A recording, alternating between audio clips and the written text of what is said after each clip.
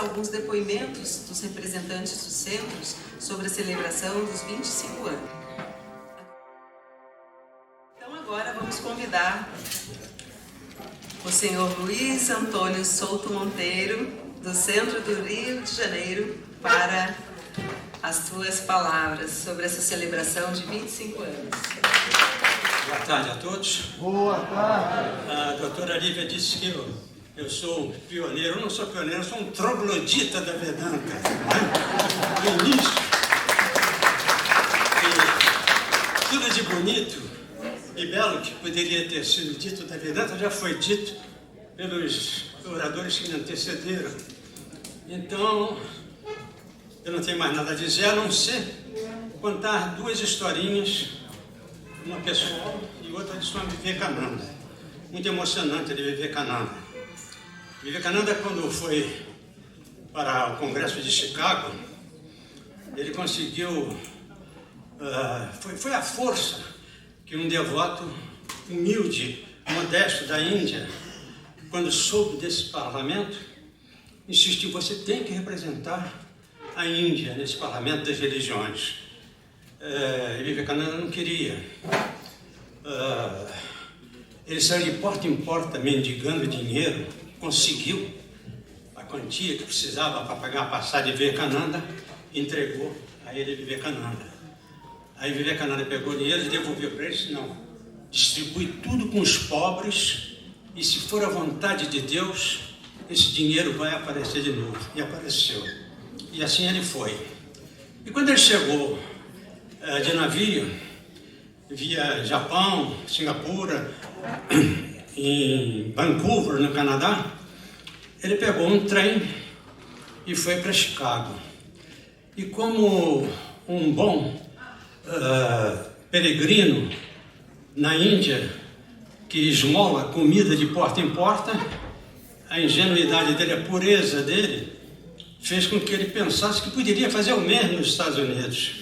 Dedo engano, saiu batendo de porta em porta e levava a porta na cara. Até que finalmente ele, cansado, com fome, sentou-se ao meio-fio e entregou-se à Mãe Divina. Na mesma hora, do outro lado da calçada, abriu a porta de uma casa, a senhora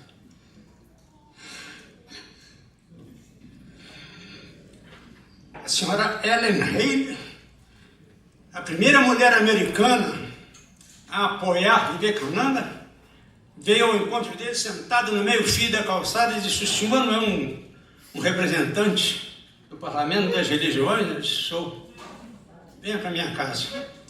Ela levou o Vivekananda para casa, abrigou, deu todo o conforto para ele, e foi a primeira de uma meia dúzia, 10 mulheres americanas, mas 6 famosas, que eu acho que todo mundo deveria procurar, saber, estudar a vida delas, que é exemplar no apoio que deram ao Vivekananda. Então, isso para mim sempre é muito emocionante, quando eu me recordo dessas coisas. Mas a minha segunda coisa, que é pessoal, é que o meu guru, Swami Vijayananda, naqueles idos, no início dos anos 60, eu era comandante de navio da Petrobras. E ele, então, uma vez, a sala cheia de gente, um domingo, ele me perguntou: Luiz Antônio? Ele: sim, Swami. Quando é que esse buque vai à Índia? Quando é que seu navio vai à Índia? Eu disse: nunca, Swami. A Índia não tem petróleo, o Brasil não tem petróleo, o meu navio é petroleiro, então nunca, jamais, em tempo algum, o meu navio irá à Índia. Ah, muito bem. E para minha tristeza, no outro ano, esses swamis da Ordem Ramakriya, né, a gente pode falar, elogiar de corpo presente, não, mas esses caras têm uma memória espetacular, não esquecem de nada. E ele aí me faz a mesma pergunta no outro lado: Luiz Antônio, sim, senhor, quando é que esse buque vai ainda? Ele: meu Deus do céu, eu respondi isso a ele no ano passado, ele não pode ter esquecido.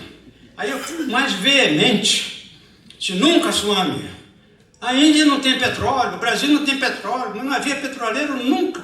Eu irei à Índia. No navio nunca irá à Índia. Ah, muito bem. E então ele morreu no ano seguinte. E eu cheguei em casa de viagem, uma viagem longa. Estava conversando com a minha mulher, quando o telefone tocou, era um chefão da Petrobras. Comandante, o senhor está chegando em casa de viagem, não queria lhe incomodar, mas nós temos uma missão inédita, que nunca foi feita na Petrobras, e elegimos o seu navio e o senhor para fazer esses negócios. Tá bom, muito obrigado, mas qual é o problema? O problema é que eles sabiam que eu fui o único comandante a recusar os grandes supertanques de 100 e tantas mil, 200, 300 mil toneladas. Por quê? Porque os navios eram tão grandes, o calado tão profundo, que nunca, jamais, em tempo algum, um navio desse vai ao Rio de Janeiro, porque não tem calado, não entra na Baía de Guanabara. Então eu fui o único que recusou. Dos 3 primeiros colocados, eu não aceitei, não quero navio grande, quero navio médio e pequeno.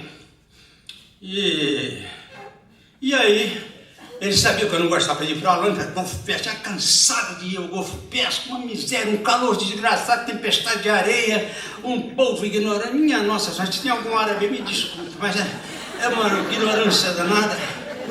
Então, mas o senhor vai ter que aceitar essa missão. Qual é o problema? Nós vamos transformar o seu navio petroleiro. A minha mulher aí para me dar o apoio. Nós vamos transformar esse navio petroleiro. Tem hora? Vamos transformar o seu navio petroleiro em navio granelheiro. Você vai carregar trigo. Trigo, como é que é isso? Navio petroleiro carregar trigo? Trigo. E aí você leva na pernada trigo e na volta traz petróleo. O problema, comandante, é o destino que o senhor não vai gostar. Golfo Pérsico, Japão. Qual é o destino? Índia. Eu comecei a pular de alegria e nesse danado do meu guru, ele sabia que eu iria à Índia com o meu navio e não me falou. Então esse foi um milagre que aconteceu. O segundo milagrinho, que eu vou contar rapidinho, é com uma senhora que vocês devem ter ouvido falar, Sarada Devi, a Santa Mãe. Eu vinha de Singapura para o Golfo Pérsico e o radar do meu navio pifou. Mas era uma viagem rápida, 4 dias, mas daria tempo para o meu pessoal consertar o radar.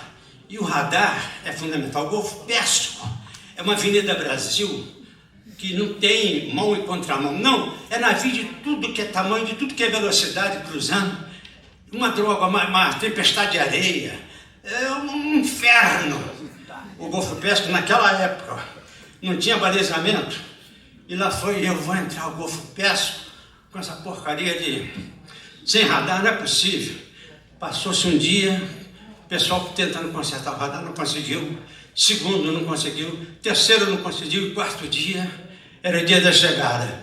Eu estava me borrando de medo. Mas o comandante é o único tripulante que não pode demonstrar medo, senão alastra pela tripulação. Aí está me fazendo sinal que eu vou parar já. Deixa eu acabar essa porcaria dessa história. Aí quando estamos chegando lá de noite, imediato telefone, comandante, estamos avistando o farol de Hormuz. Tá bom, já vou subir. Tremendo de medo, mas eu espero lá. Entrei no meu dormitório, encostei a cabeça na porta e falei: Sarada Devi, eu nunca peço nada para a senhora, mas eu tenho um navio de alguns milhões de dólares nas mãos e uma tripulação cujas vidas estão em minhas mãos. E eu estou com medo. Me ajude e conserta essa porcaria desse radar, por favor. Entendeu? Aí subi as escadas para a ponte de comando, cheguei diante do radar, durante 4 dias, todos os técnicos estavam mexendo, ninguém consertou. E eu, toca, liguei o botãozinho, stand-by, 3 minutos de agonia para esperar aquela porcaria aquecer. Aí quando estava ready, pronto para operar, liguei e o radar funcionou.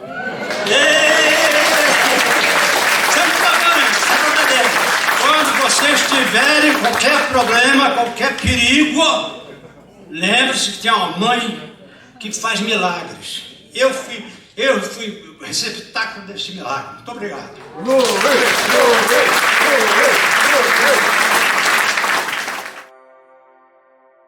Elias, então, vai representar o centro de Curitiba. Bom, depois do mestre Luiz Antônio fica difícil qualquer história, né? Eu também não tenho essas histórias bonitas assim para contar. Mas, como eu tenho dificuldade de ser extempore, como todo mundo foi aí, eu preparei um textinho, então, para poder ler para vocês em nome do Centro Ramakrishna de Curitiba. A Eveline não quis apresentar. Ela é a nossa vice-presidente. Nós estamos sem o Swami residente no momento que ele voltou para a Índia, então a gente está aguardando aqui o Swami Nirmala com os novos desenvolvimentos aí para o novo Swami. Queridos devotos, amigos e simpatizantes do movimento Ramakrishna Vedanta no Brasil, é com grande alegria e satisfação que estamos participando do Jubileu de Prata, marcando a inauguração do primeiro centro oficial do movimento Ramakrishna Vedanta no Brasil. Essa jornada foi repleta de dedicação, esforço e amor pela espiritualidade. Queremos destacar o empenho dos precursores desse movimento no Brasil e quero dar especial reconhecimento ao professor Djalma Augusto Gomes. Ele dedicou-se incansavelmente a unir os devotos e amigos em torno de um ideal comum. Foi graças a essa união que o movimento Ramakrishna Vedanta no Brasil pôde florescer e se consolidar, com a filiação da Ramakrishna Vedanta Ashrama de São Paulo como o primeiro centro do Brasil afiliado à Ordem Ramakrishna da Índia. Esse momento foi coroado com a chegada do Swami Nirmalatmananda como um monge residente. Sua presença trouxe um novo ímpeto ao movimento, fortalecendo-o e moldando o que temos hoje, a Ordem Ramakrishna no Brasil, com a fundação dos diversos centros em todo o país. Cabe destacar que a manutenção dessa ordem foi possível com o vários devotos que se dedicaram com grande afinco para dar a base necessária para esse desenvolvimento. Podemos destacar o trabalho e dedicação dos devotos de vários centros. E no nosso caso, em Curitiba, quero destacar a participação de Jandir Carlos Wellner, que se dedicou com afinco para a consolidação do movimento, e esse trabalho é muito abnegado, não só pelo pessoal de Curitiba, mas por todos os devotos do Brasil de uma maneira geral, né? Esse trabalho abnegado segue nos dias atuais com o envolvimento dos vários colaboradores que ajudaram a brilhantar essa grande comemoração. E tem várias pessoas trabalhando aqui há vários dias, inclusive os Swamis também, e isso realmente é um trabalho de dedicação e esse evento está sendo fantástico para mim também. Que a Mãe Divina abençoe a todos nós nessa celebração e que possamos continuar trilhando o caminho da espiritualidade com amor e dedicação. Esse é o nosso sincero agradecimento em nome dos devotos de Curitiba.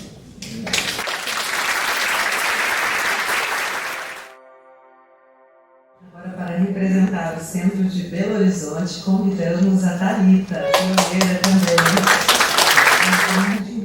Boa noite. Primeiro eu quero fazer minha reverência e os meus grandes respeitos a todos os Swamis, os meus respeitos a todos. E os meus respeitos também a todos vocês que estão aqui nesse momento.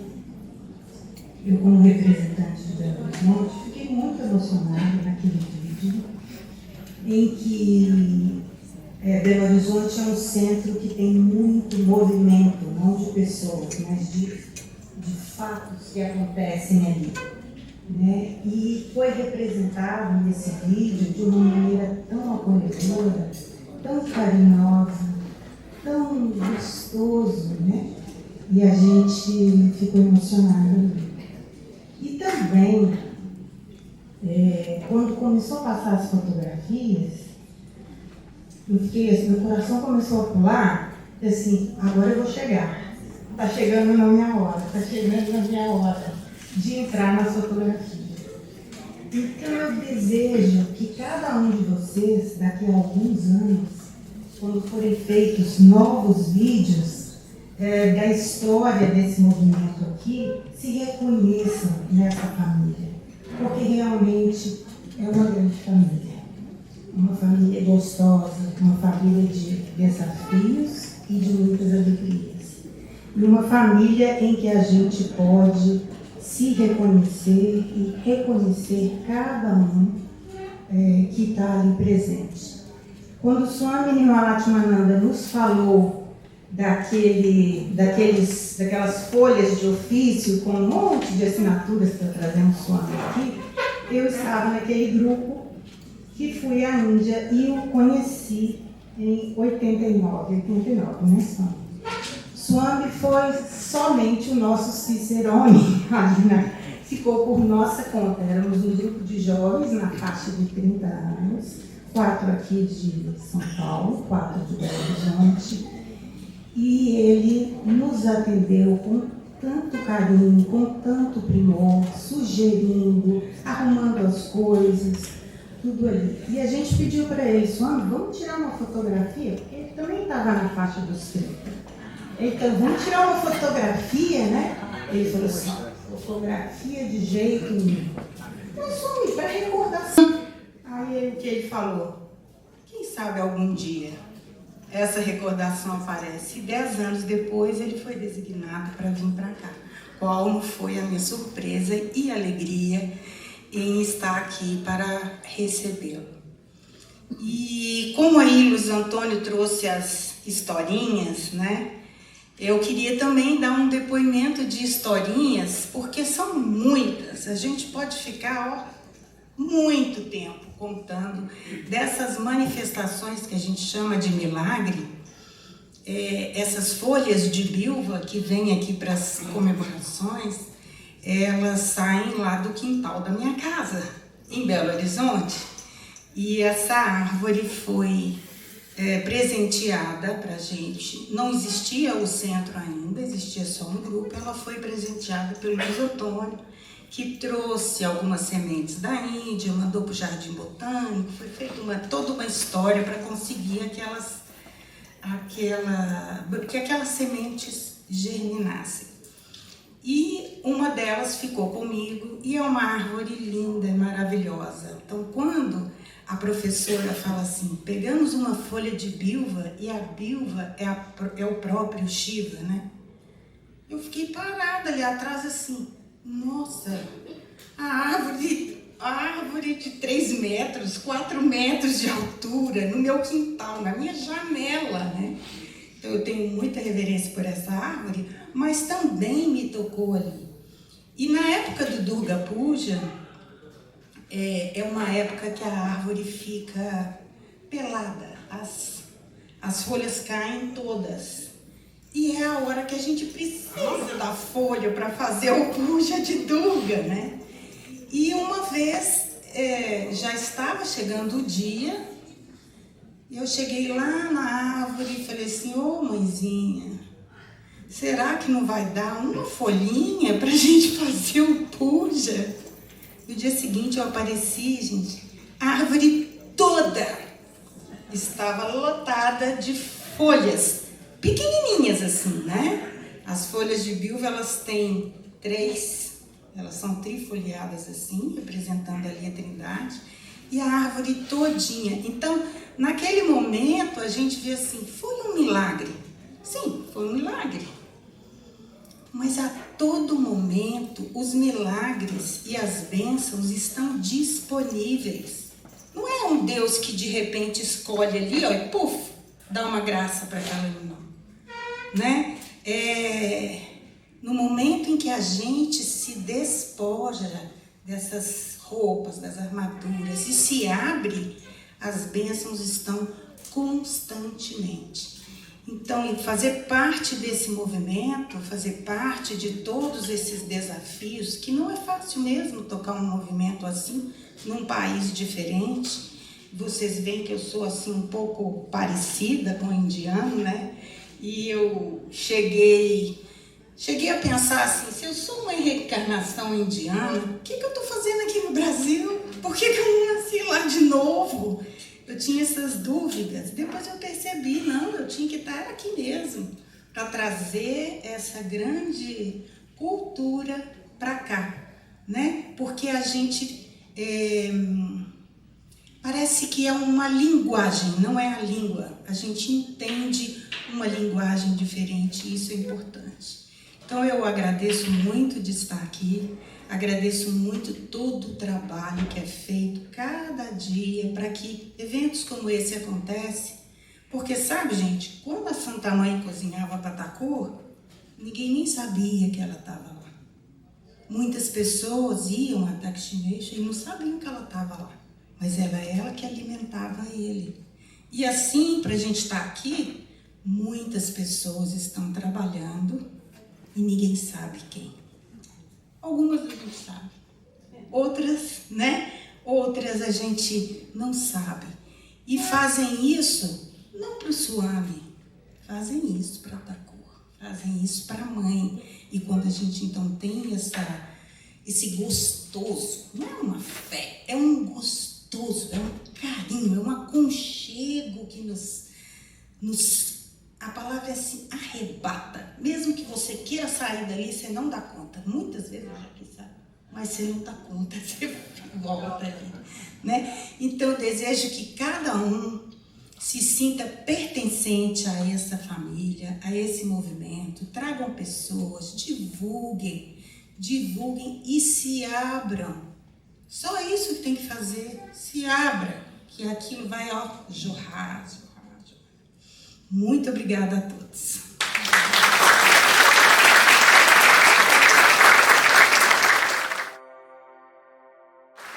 Agora eu vou chamar a senhora Lívia, que vai nos contar algumas historinhas e os depoimentos dela em relação ao centro de Brasília. Namastê. É uma alegria rever muitos aqui e conhecer pessoas novas também. E a cada fala, a cada história colocada aqui, eu ia lembrando a primeira vez que eu vi cada uma dessas pessoas, dos pioneiros que muito influenciaram a minha trajetória também como pioneira em minha cidade. Então vou falar um pouquinho, né, da experiência que tivemos no centro de Brasília. E vou fazer como Elias também, para eu aproveitar o tempo e não me estender, né? Vou ler para vocês. Quando eu soube que em São Paulo havia um monge da Ordem Ramakrishna e que nessa época já falava um pouco de português, eu não pensei duas vezes, imediatamente fui conhecê-lo. A partir desse dia, e lá se vão mais de 20 anos, soube que estava diante de um homem de Deus. Sentava-me ao longo dos anos como estrangeira para muitos integrantes, mas silenciosamente me sentia em casa e participava da divina alegria e espírito de autenticidade que permeavam o templo e a sala de refeições, e também a cozinha. Aprendi muito com os membros mais antigos, o que sou muito grata, eternamente grata. Vi o ashram de São Paulo crescer.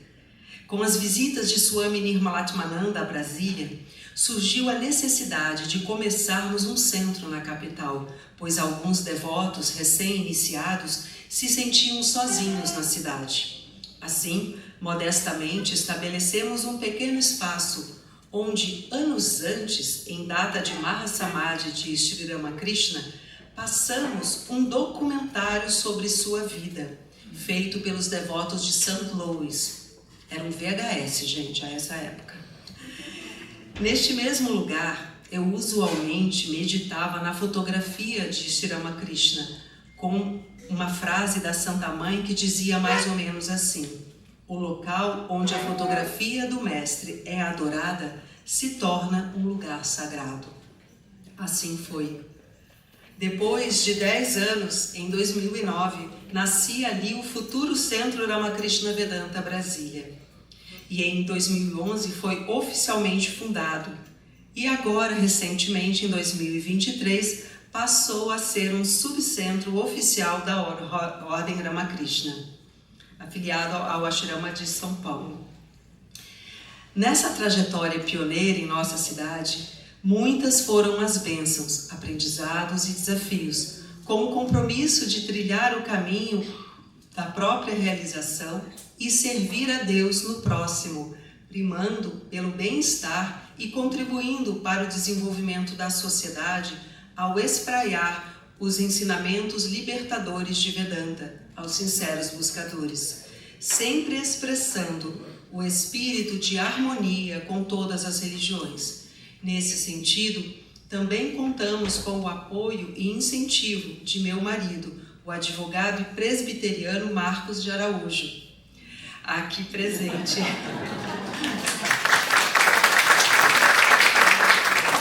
Que com paciência e altruísmo, contribuiu e somou ao altruísmo e paciência também dos Swamis para o nosso pequeno grupo, mas cheio de inovações. A gente dizia para o Swami Nirmalatmananda que nós éramos pequenos, mas invocados, porque a gente inventava um monte de coisas. Era uma lojinha, inventava alguma coisa da lojinha, enfim, sempre inventando alguma coisa para multiplicar as formas, tornar a mensagem de Vedanta acessível. Então partimos para a tecnologia, começamos, inclusive na pandemia, a fazer as lives pelo Instagram, enfim, fomos usando ferramentas numa ideia como Swami Vivekananda, sempre pioneiro, sempre procurando meios de fazer com que o alcance de Vedanta fosse maior. E assim a gente ia, não sabíamos nada de nada, não éramos técnicos nem de informática, nem de edição de vídeo, nem de nada, mas a gente se metia a fazer qualquer coisa, E atualmente, então, estabelecemos o Vedanta Kids, com atividades para crianças, concomitantemente com o Cine Vedanta, ou estudo e meditação para os pais. Então nós fazemos atividades que são mensais e que os pais podem participar com as crianças. E isso é interessante, que isso nasceu da época que moramos no Rio de Janeiro, que nós começamos uma brinquedoteca para as pessoas poderem deixar os filhos ali. Então, quer dizer, não era bem uma brinquedoteca, mas era o princípio de uma brinquedoteca, que as crianças brincavam, coloriam alguma coisa assim lúdica, e até o ponto em que a gente começou a fazer uma atividade realmente direcionada, utilizando um pouco da experiência de Seattle, que tem também um trabalho bacana com crianças, Então, nós começamos agora. Nós já temos 4 crianças, gente. Um grupo pequeno é muita criança, E assim, nós convidamos vocês a conhecerem o nosso ashram em Brasília. Então, já temos uma sede própria e está sempre aberto para os visitantes e para conduzirem palestras, inclusive online também. Fizemos muito com o Centro do Rio, com o Pedro, Pedro? Fizemos muito. Então, a gente começou a inovar numa época muito antes, foi 2013, Pedro? A gente já fazia estudo, fazíamos intercâmbio entre os centros, porque a nossa ideia era sempre de fortalecer o movimento, congregando os centros. Então, com essas lives, que não tinha nem tinha esse nome nessa época, Pedro? Eram os estudos conduzidos, que a gente não sabe nem como que a gente conseguia fazer, mas a gente conseguia no nosso pequeno espaço, E assim foi que esse centro cresceu e agora, perto do jubileu, ele então foi promovido, subcentro. A gente está muito feliz e muito grato a Swami Nirmalatmananda e a todos vocês, porque esse conhecimento, essa experiência, essa devoção que vocês passam, influenciaram muitos de nós na nossa trajetória. Então saibam que aqui temos amigos, irmãos assim de sempre, E isso realmente influenciou no pequeno gesto ao grande trabalho que temos lá. Foi muito do que aprendemos com cada um de vocês. Obrigada, gente.